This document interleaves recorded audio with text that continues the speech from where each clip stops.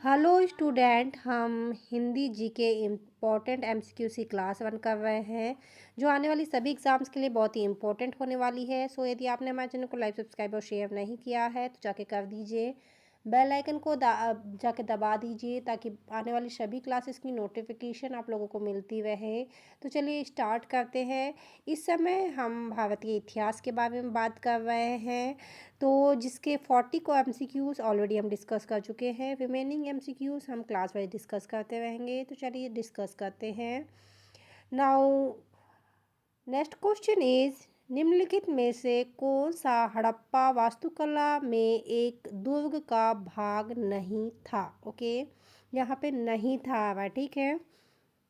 Option A, अनाज के लिए गोदाम। ऑप्शन बी, महत्वपूर्ण लोगों के लिए वृहद स्नानागार। ऑप्शन सी, धार्मिक समारोहों के लिए अग्नि वेदी। ऑप्शन डी, जनता के लिए आवासीय भवन।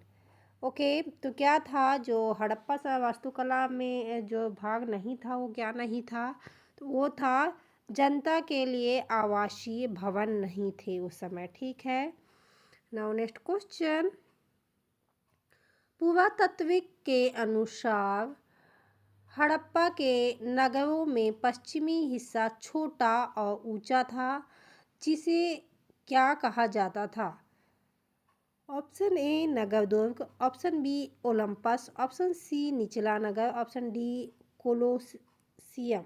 नाउ राइट आंसर इज नगर दुर्ग। ओके, क्या बोलते थे? नगर दुर्ग, जिसमें क्या होता था? पश्चिमी हिस्सा छोटा और ऊंचा होता था। क्या है? चन्हूदड़ो एकमात्र हड़प्पा का शहर था जिसमें कोई नगर दुर्ग नहीं था। ओके, एक ये ऐसा शहर है मात्र जिसमें कोई भी नगर दुर्ग नहीं था। नाउ नेक्स्ट क्वेश्चन, निम्नलिखित में से किस धातु का उपयोग हड़प्पा के नगरों में हथियार और औजार बनाने के लिए किया जाता था? ओके, कौन सी धातु के औजार बनाए जाते थे? ऑप्शन ए, चांदी। ऑप्शन बी, सोना। ऑप्शन सी, तांबा। ऑप्शन सी, लोहा। ठीक है, नाउ राइट आंसर इज तांबा। ठीक है, क्या बोल रहा है? तांबा सिंधु घाटी कांस्य युग भी की सभ्यता भी कहा जाता है। ठीक है, उसमें उपकरण, बर्तन और अन्य वस्तुओं के लिए बनाने के लिए किसका उपयोग किया जाता था? तांबा धातु का उपयोग किया जाता था। ठीक है, और इसमें क्या है? उपयोग में लाई जाने वाली अन्य धातु कौन सी थी? सीसा, सोना, कांस्य और चांदी। और मैं आपको एक बार बता दूं, हड़प्पा संस्कृति में लोहे की खोज नहीं हुई थी। मालूम है, उस समय जो लोहा धातु है उस समय उसकी खोज नहीं हुई थी, वो उपयोग में नहीं लाई जाती थी। नाउ नेक्स्ट क्वेश्चन, निम्नलिखित में से किस भारतीय राज्य में हड़प्पा नगर नहीं पाए गए हैं?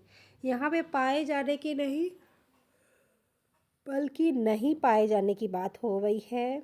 Option A, Uttarakhand. Option B, Gujarat. Option C, Rajasthan. Option D, Haryana. No right answer is Uttarakhand. ठीक है, उत्तराखंड में कोई भी हड़प्पा स्थल नहीं है। ओके,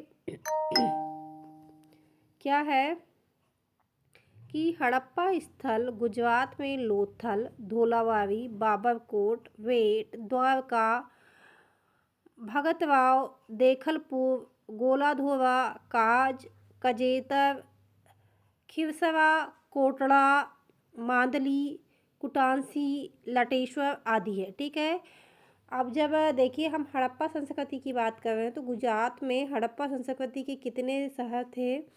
लोथल उनका बहुत ही फेमस शहर था, धोलावारी, बाबरकोट, बेट द्वारका, भारतराव, देशलपुर, गोलाधोरो, काज, कजेतर, सिवासर, कोटवा, भांदली, कुटासी, लोटेश्वर, ये क्या थे? हड़प्पा संस्कृति के गांव या शहर थे। ओके, अब देख लेते हैं राजस्थान में कौन कौन से थे।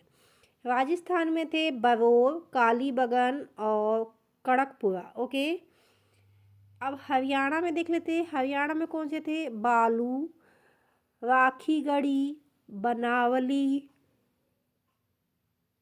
भिवाना, फरमाना, हिसार, टीला, जोगना, खेड़ा, कुणाल, मिताथल, तिंगवाना आदि। देखिए सबसे ज़्यादा कहाँ पे मिले आपको, गुजरात में मिले, और दूसरी हरियाणा में मिले, और तीसरा कहाँ मिले, राजस्थान में मिले। ओके, उत्तराखंड में कोई भी शहर नहीं था हड़प्पा का। नाउ नेक्स्ट क्वेश्चन, हड़प्पा के अधिकांश मुहरे किस से बनी थी? अब वहाँ की मोहरों की बात की जाए तो किससे बनी थी? ऑप्शन ए ईंटें, option B granite, option C खिलखड़ी, ऑप्शन डी पीपल। नाउ राइट आंसर इज खिलखड़ी। ठीक है, हड़प्पा की अधिकांश मोहरे खिलखड़ी एक प्रकार का नरम पत्थर से बनी थी। ठीक है, जो खिलखड़ी है एक प्रकार का नरम पत्थर है जिससे क्या है वहाँ की मोहरे बनाई गई थी। ओके, कुछ मोहरे टेराकोटा, सोना, सेलेमानी, चौट, हाथीदांत और चीनी मिट्टी से भी बनी थी। ओके, कुछ कुछ मोहरे कैसे बनी थी? टेराकोटा, सोना, सेलेमानी, चाट, हाथीदांत, चीनी मिट्टी से भी बनी थी। नाउ नेक्स्ट क्वेश्चन, मोहनजोदाड़ो किस नदी के तट पर स्थित है? जब भी हम हड़प्पा संस्कृति की बात करते हैं और इससे रिलेटेड जो भी बात करते हैं, मोहनजोदाड़ो, लोथल, ये सारी चीज़ें पहले आती है ना हम लोगों के दिमाग में। तो वैसे ही अभी बात आ रही मोहनजोदाड़ो की। अभी इससे पहले क्या हमने हड़प्पा पढ़े, लोथल पढ़े, तो अभी क्या है, ये किस नदी के किनारे है? Option A Saraswati, option B Ravi, option C Ghaggar, option D Sindhu. Now right answer is Sindhu. Okay, जो जोदाड़ो है वो कहाँ है? दक्षिण पाकिस्तान में सिंधु नदी के दाहिने किनारे पर स्थित उत्तरी सिंध प्रांत में है। ठीक है, कहाँ पे? उत्तरी सिंध प्रांत में, जो आज की डेट में पाकिस्तान में है। तो वहाँ पे मोहनजोदाड़ो था। Okay, now next question, Mohenjodaro के विशाल स्नानागार की आकृति कैसी थी? अब मोहनजोदाड़ो में एक बहुत बड़ा स्नानागार था जहाँ पे सब लोग नहाते थे, तो उसकी आकृति कैसी थी? ऑप्शन ए आयताकार, ऑप्शन बी वर्गीकार, ऑप्शन सी दीर्घवृत्ताकार, ऑप्शन डी वृत्ताकार। नाउ राइट आंसर इज आयताकार। Okay, now next question, Pakistan के किस प्रांत में मोहनजोदाड़ो का प्राचीन सभ्यता का स्थल है? Option A Balochistan, option B Sindh, option C Khyber पखुआ, ऑप्शन डी पंजाब। ओके, अब यहाँ पाकिस्तान की बात हो रही है, थोड़ी देर पहले ही हमने पढ़े हैं। कहाँ है? सिंध प्रांत में। कहाँ? सिंध प्रांत में। क्या है? मोहनजोदाड़ो सिंध प्रांत के एक पुरातात्विक स्थल है। ठीक है, मोहनजोदाड़ो का अर्थ मृत लोगों का टीला है। ओके, 2500 ईस्वी पूर्व आसपास निर्मित यह प्राचीन सिंधु घाटी की सभ्यता में से सबसे बड़ी बस्तियों में से एक है। ओके, जब हम 2500 ईस्वी पूर्व की बात करते हैं तो वहाँ की जितनी भी सभ्यता थी उसमें सबसे बड़ी सभ्यता ये मोहनजोदाड़ो ही है। ओके, नाउ नेक्स्ट क्वेश्चन, एक ही कब्र में 3 मानव कंकाल कहाँ निकले हैं? ऑप्शन ए शवाय नहवाय से, ऑप्शन बी दमदमा से, ऑप्शन सी महदहा से, ऑप्शन डी लखननाज से। Now right answer is Damdama से। ओके, कहाँ से? एक ही कब्र में 3 कंकाल दमदमा से निकले हैं। ओके, नाउ नेक्स्ट क्वेश्चन, निम्नलिखित में से किस स्थल से मानव कंकाल के साथ कुत्ते का कंकाल सावधान से प्राप्त हुआ है? Option A Burzahom, option B Chirand, option C Brahmagiri, option D Moscow. Now right answer is Burzahom. Okay, ये जो बर्जहोम है वो कहाँ पे है? जम्मू कश्मीर में श्रीनगर के निकट उत्तरी पश्चिम में स्थित बुर्जहोम से नवपाषाणिक अवस्था में मानव कंकाल के साथ कुत्ते के कंकाल भी सावधान से प्राप्त हुए हैं। यदि ऐसा आता है तो क्या लिखना है आपको? बुर्जहोम। और ये था कहाँ पे? जम्मू एंड कश्मीर में, श्रीनगर में। ओके, नाउ नेक्स्ट क्वेश्चन, पुरातात्विक स्थल सुरकोतड़ा किस राज्य में स्थित है? Option A Rajasthan, option B Haryana, option C Karnataka, option D Gujarat. Now right answer is Gujarat. Okay, जो सुरकोतड़ा एक पुरातात्विक स्थल है जो भारत के गुजरात के कच्छ जिले के तालुका नामक जगह में स्थित है। क्या है? जो 1964 के दौरान सुरकोतड़ा की खोज की गई थी। ठीक है, 1964 में जगपति जोशी ने की थी। किसने की थी? जगपति जोशी ने। किसकी? सुरकोतड़ा की। Okay, now next question. निम्नलिखित में से किस पुरातात्विक स्थान पर गतवास या पैड डाइविंग के प्रमाण मिले हैं? Option A Mehrgarh, option B राजा घोड़ाई, option C Burzahom, option D पालाओय। No right answer is Burzahom. ठीक है, जो बुर्ज होम एक पुरातात्विक स्थल है जिसमें गड्ढे मिलने के प्रमाण हैं। यह एक आदिम आवास है। ओके, बुर्ज होम पुरातात्विक स्थल जम्मू और कश्मीर की घाटी में स्थित है। Okay, now next question. पुरातात्विक स्थल इनामगांव कहाँ स्थित है? Option A Uttar Pradesh, option B Maharashtra, option C Madhya Pradesh, option D Karnataka. Now right answer is Maharashtra. Okay, यह घोड़ नदी के दाहिने किनारे पर स्थित है। इसे भीम घाटी का क्षेत्रीय केंद्र माना जाता है। Okay, now next question. Inamgaon एक महत्वपूर्ण पुरातात्विक स्थल किस नदी पर स्थित है? Option A Indrayani, option B Ulhas, option C Ghod, option D Kukadi. Now right answer is Ghod. क्या है? इनामगांव महाराष्ट्र में स्थित हड़प्पा के बाद का कृषि स्थल है जो घोड़ नदी के दाहिने किनारे पर स्थित है। ओके, इसे भीम घाटी का क्षेत्रीय केंद्र माना जाता है। पुरातत्ववादों के इनामगांव में गेहूं, जौ, चावल, बाजरा, मटर और तिल के बीज और कई जानवरों की हड्डियां आदि मिले हैं। ओके, क्या क्या मिला है? गेहूँ भी मिला है, जौ मिला है, दाल, चावल, बाजरा और तिल के बीज मिले। यानी कि इतने प्रकार की खेती उस समय वहाँ की जा रही थी। Now next question. पुरातात्विक विद्या का अभिप्राय क्या है? ऑप्शन ए सिक्कों का अध्ययन, ऑप्शन बी शिलालेखों का अध्ययन, ऑप्शन सी महाकाव्यों का अध्ययन, ऑप्शन डी भूगोल का अध्ययन। नाउ राइट आंसर इज शिलालेखों का अध्ययन। ठीक है, पुरातात्विक विद्या क्या मतलब है? शिलालेखों का अध्ययन। Now next question.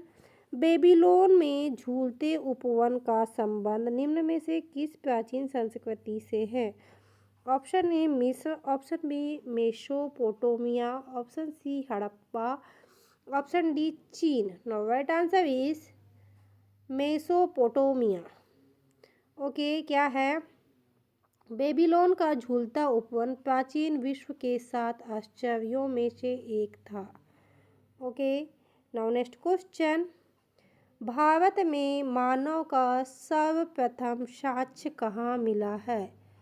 Option A नगरगिरी पहाड़ों पर, ऑप्शन बी शिवालिक पहाड़ियों पर, ऑप्शन सी नलामला पहाड़ियों पर, ऑप्शन डी नर्मदा की घाटियों में। ठीक है, तो जो भारत में जो सर्वप्रथम मानव साक्ष्य कहाँ मिला है, तो वो मिला है नर्मदा घाटी में। कहाँ पे? नर्मदा घाटी में। Now next question. राग का टीला निम्नलिखित में से किस नवपाषाणिक स्थल से संबंधित है? Option A Budihal, option B Sanganakallu, option C Brahmagiri, option D Koldihwa. Okay, now right answer is Sanganakallu. Karnataka में मैसूर के पास उल्लारी जनपद में स्थित शगन कुल्लू नामक नवपाषाणकालीन पुरा स्थल में राग का टीला मिला है। Okay, now next question. Navdatoli किस राज्य में स्थित है? Option A Gujarat, option B Maharashtra, option C Chhattisgarh, option D Madhya Pradesh. Now right answer is Madhya Pradesh. Next question, इतिहास के आरंभिक काल को निम्नलिखित में से क्या कहा जाता है? ऑप्शन ए पूर्व पाषाण काल, ऑप्शन बी मध्य पाषाण काल, ऑप्शन सी लघु पाषाण काल, ऑप्शन डी नव पाषाण काल। नाउ राइट आंसर इज पूर्व पाषाण काल। ओके, ये तो थे क्या है पूर्व पाषाण काल के कुछ एमसीक्यूज थे, कुछ फैक्ट है जिनके बारे में हम और डिस्कस कर लेते हैं। कुछ इम्पॉर्टेंट पॉइंट है तो इसमें देख लेते हैं। पॉइंट ए, प्राचीन भारत में सिंधु घाटी सभ्यता के पश्चात वैदिक सभ्यता का विकास हुआ। किसके पहले क्या थी? सिंधु घाटी की सभ्यता, उसके खत्म होने के बाद में किसका विकास हुआ? वैदिक सभ्यता का। ठीक है, अब ये जो वैदिक सभ्यता है वो कितने भागों में बटी हुई है? तो वो बटी हुई है दो भागों में। कितने भागों में? दो भागों में।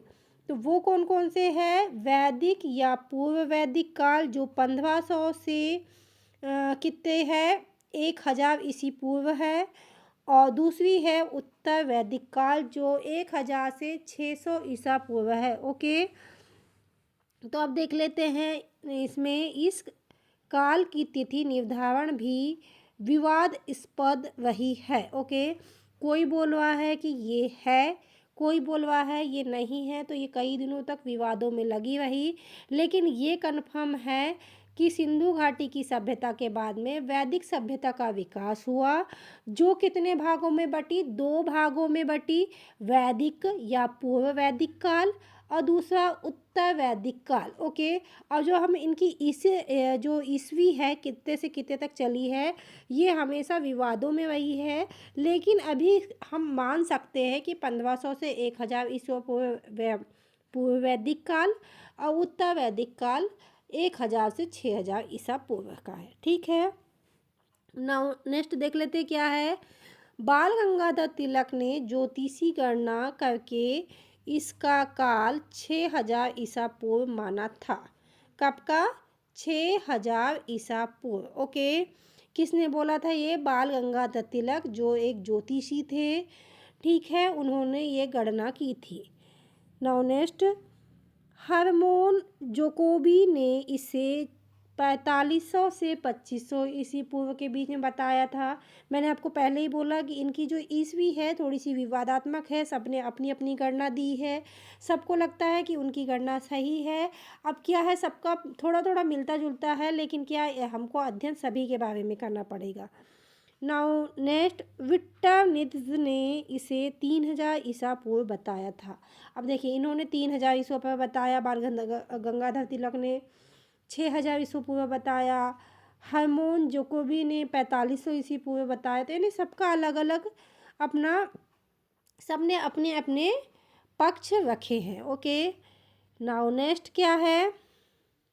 वैदिक काल को आर्यों का निवास स्थान सिंधु या सरस्वती नदियों के बीच में था। ओके, बाद में संपूर्ण उत्तर में फैल चुके थे। पहले तो क्या हुआ, इनकी जो सभ्यता का विकास कहाँ से हुआ? सिंधु नदी तथा सरस्वती नदियों से। उसके बाद में ये धीरे धीरे फैलते फैलते फैलते फैलते ये उत्तर भारत तक फैल गए। नाउ नेक्स्ट, ऋग्वैदिक काल में सरस्वती नदी को सबसे महत्वपूर्ण माना गया है, जो आज की डेट में विलुप्त हो चुकी है। ठीक है, आप लोगों ने संगम में भी पढ़ा होगा कि एक साइड से गंगा नदी आ रही है, दूसरी साइड से, और सरस्वती नदी को क्या बोला है?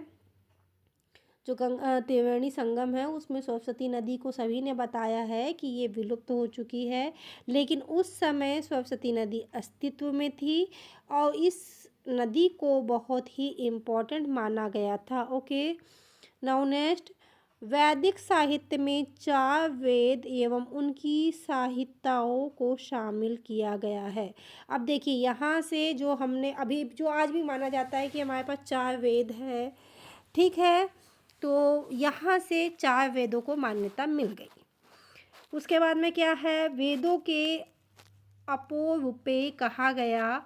गुरु द्वारा शिष्यों को मौखिक रूप से कंठस्थ करवाने के कारण वेदों की श्रुति का संज्ञा दी गई। ओके, क्या है, गुरु द्वारा अपने शिष्यों को सिखाया जाता था, इसीलिए क्या है, वेदों को श्रुति कहा गया। अब देख लेते हैं यहाँ से क्वेश्चन। ये तो कुछ इम्पोर्टेंट पॉइंट थे जो एमसीक्यूज में ऐड नहीं हो सकते थे, इसीलिए इनकी हम लोगों ने ऐसी जानकारी ले ली। अब हम कुछ एमसीक्यूज देख लेते हैं। नाउ फर्स्ट क्वेश्चन इज, अब देखिए यहाँ पे हम वैदिक काल के बारे में पढ़ रहे हैं, इसीलिए हम क्वेश्चन फर्स्ट से ले रहे हैं। निम्नलिखित में से कौन सा वेद सबसे पुराना है? अब हमारे वेद कितने हैं, हमने अभी थोड़ी देर पहले ही पढ़ा, 4 वेद। कौन कौन से? यजुर्वेद, सामवेद, ऋग्वेद, अथर्ववेद। तो हमारा जो सबसे पुराना जो वेद है वो कौन सा वेद है? तो वो है ऋग्वेद। ओके, अब इसमें थोड़ा सा देख लेते हैं।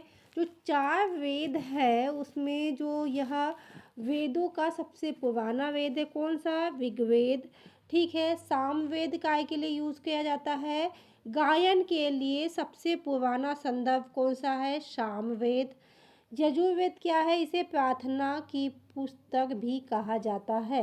ओके, इसे क्या बोलेंगे? यजुर्वेद को प्रार्थना करने वाला वेद है। नाउ अर्थवेद, अर्थवेद का मतलब है जादू और आकर्षण की पुस्तक। ऋग्वेद 128 भजन अग्नि, इंद्र, देवताओं सहित ऋषियों को समर्पित है। Okay, now next question.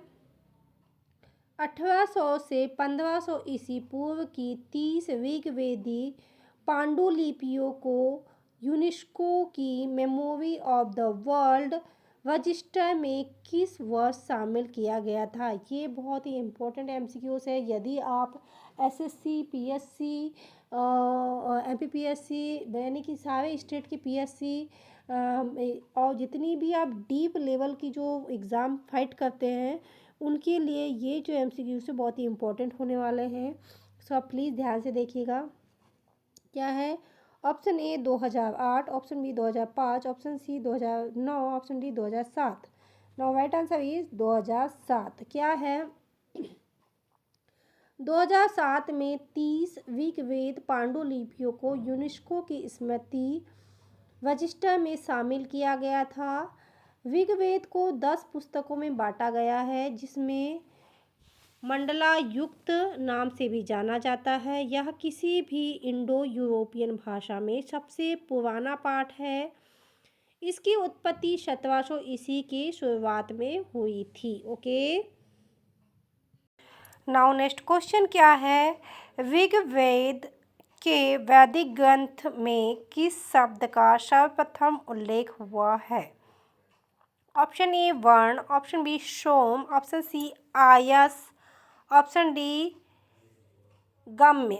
Okay, now right answer is वर्ण। ओके, जो ऋग्वेद है उसमें क्या है? सबसे जो पहला शब्द है क्या है? वर्ण। Okay, now next question. आरंभिक वैदिक काल में वर्ण व्यवस्था आधारित थी। ऑप्शन ए शिक्षा पर, ऑप्शन बी जन्म पर, ऑप्शन सी व्यवसाय पर, ऑप्शन डी प्रतिभा पर। नाउ राइट आंसर इज व्यवसाय के आधार पर वर्णों को डिवाइड किया गया था। ओके, किसमें? वैदिक काल में। Now next question. निम्नलिखित नदियों में से किसे वैदिक काल में पुरुषणी या इरावती के नाम से भी जाना जाता था? Option A Ravi, option B Chenab, option C Sutlej, option D Vyas. Now right answer is Ravi नदी को इरावती के नाम से भी जाना जाता था। Now next question. ऋग्वेद में वर्णित देवताओं में से सबसे प्रमुख देवता कौन से थे? Option A Indradev, option B Vishnudev, option C Suryadev, option D Brahmadev. Now right answer is Indradev. Okay, Rigveda में इंद्रदेव। Now next question. उत्तर वैदिक काल में क्या है? निम्नलिखित में से कौन सा आर्य संस्कृति का ध्रुव समझा जाता है? ऑप्शन ए अंग और मगध, ऑप्शन बी कौशल और Videha, option C Kuru Panchala, option D Matsya Shurasena. Now right answer is Kosala और विधेय। ठीक है, क्या है? कौशल और विधेय को क्या है? आर्य संस्कृति का ध्रुव माना जाता था। नाउ नेक्स्ट क्वेश्चन, वैदिक काल में प्रचलित लोकप्रिय शासन प्रणाली कौन सी थी? ऑप्शन ए निरंकुश, ऑप्शन बी प्रजातंत्र, ऑप्शन सी गणतंत्र, ऑप्शन डी वंश परंपरागत राजतंत्र। Okay, now right answer is वंश परंपरागत राजतंत्र। ओके, नाउ नेक्स्ट क्वेश्चन, वैदिक युग में राजा अपनी जनता से जो कर वसूलते थे उसे क्या कहते थे? ऑप्शन ए बलि, ऑप्शन बी विदर्थ, ऑप्शन सी वर्मन, ऑप्शन डी कर। नाउ राइट आंसर इज बलि। ओके, जो कर वसूलते थे पिछले ज़माने के जो वैदिक काल के जो राजा थे तो उसको बलि कहा जाता था। नाउ नेक्स्ट क्वेश्चन, वैदिक काल में निष्क किस अंग का आभूषण था? ऑप्शन ए कान का, ऑप्शन बी गले का, ऑप्शन सी बाहु का, ऑप्शन डी कलाई का। जो निष्क है वो था कहाँ का? गले का। नेक्स्ट क्वेश्चन, ऋग्वेद को कितनी पुस्तकों या मंडलों में विभाजित किया गया है? ऑप्शन ए 38 मंडलों, ऑप्शन बी 10 मंडलों, ऑप्शन सी 8 मंडलों, ऑप्शन डी 12 मंडलों। नाउ राइट आंसर इज 10 मंडलों में। ओके, जो ऋग्वेद चारों वेदों में सबसे पुराना वेद है, इसमें 10,600 श्लोक है और 1028 सूक्तियों का संग्रह है। ठीक है, इसमें कितने हैं श्लोक? कितने हैं? 10,600 और सूक्तियाँ कितनी है? 1028 का संग्रह। ओके, प्रत्येक मंडल में सूक्त होते हैं जो मूल रूप से सत्वन होते हैं। ओके, इसकी 2 शाखाएं हैं, प्रमुख जीवित शाखा शकलायन और दूसरी शाखा बष्कलायन है। ओके, और क्या है इसमें? प्रसिद्ध गायत्री मंत्र ऋग्वेद मंडल 3 में है। ठीक है, जो गायत्री मंत्र जो है वो कहाँ से निकल के आया है? तो वो काय में है? ऋग्वेद के मंडल 3 में है। मंडल 9 पूरी तरह से सोम पर समर्पित है। ओके, 10वें मंडल में पुरुष सूक्ति शामिल है जो बताता है कि चारों वर्णों का जन्म ब्रह्मा या पुरुष के मुख, भुजाओं, जांघों और पैरों से हुआ है। ओके, नाउ नेक्स्ट क्वेश्चन, गोत्र शब्द का अर्थ उल्लेख सर्वप्रथम कब हुआ था? ये कहाँ हुआ था? Option A Atharvaveda, option B Rigveda, option C Samaveda, option D Yajurveda. Now right answer is Rigveda. ठीक है, गोत्र का सबसे पहले जो शब्द है गोत्र, उसका जो सबसे पहले जो उपयोग किया था किस वेद में किया गया था? तो वो किया गया था ऋग्वेद में। नाउ नेक्स्ट क्वेश्चन, गोत्र व्यवस्था प्रचलन कब आई? ऑप्शन ए ऋग्वैदिक काल, ऑप्शन बी उत्तर वैदिक काल, ऑप्शन सी महाकाव्य काल में, ऑप्शन डी सूत्र काल में। Okay, now right answer is उत्तर वैदिक काल में। कब आई ये गोत्र व्यवस्था? तो उत्तर वैदिक काल में। नाउ नेक्स्ट क्वेश्चन, पुरुष सूक्ति किस वेद का एक मंत्र सूक्त है?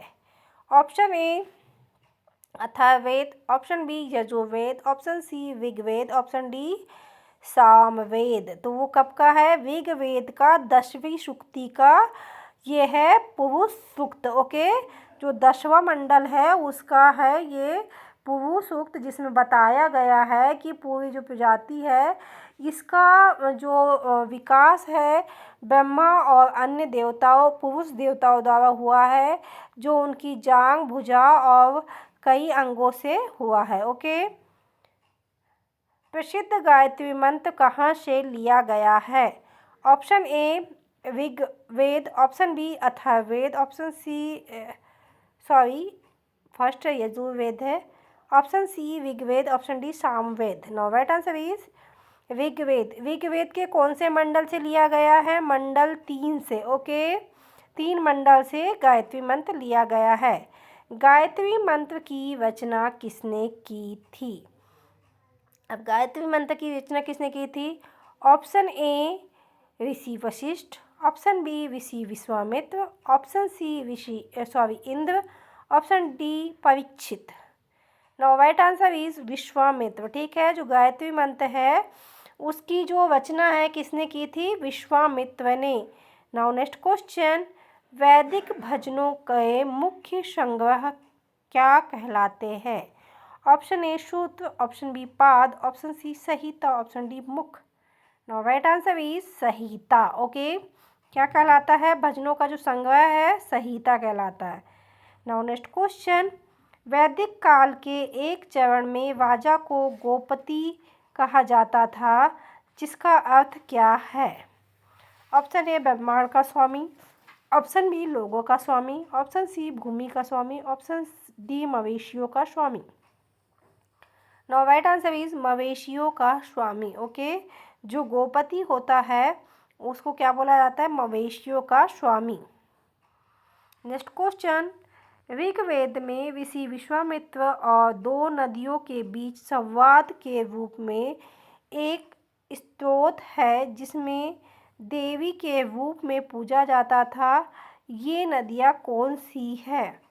ऑप्शन ए अलकनंदा और भागीरथी, ऑप्शन बी रावी और Chenab, option C Ganga Yamuna, option D Vyas और सतलज। ओके, तो ऋषि विश्वामित्र के समय की बात है ये।